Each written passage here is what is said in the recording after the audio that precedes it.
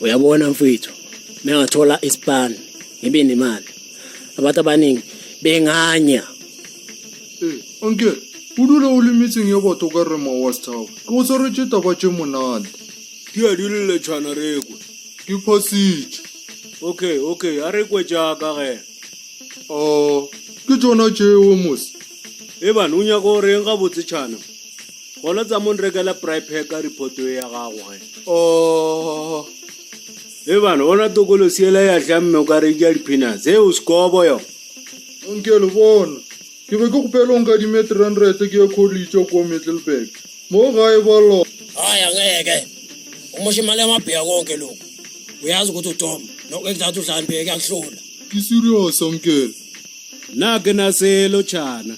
Ke sa kolota le airtime advance ya Vodacom for 2 months. No ba mfonela ka di private number ba nyaka 11 rand ya bona.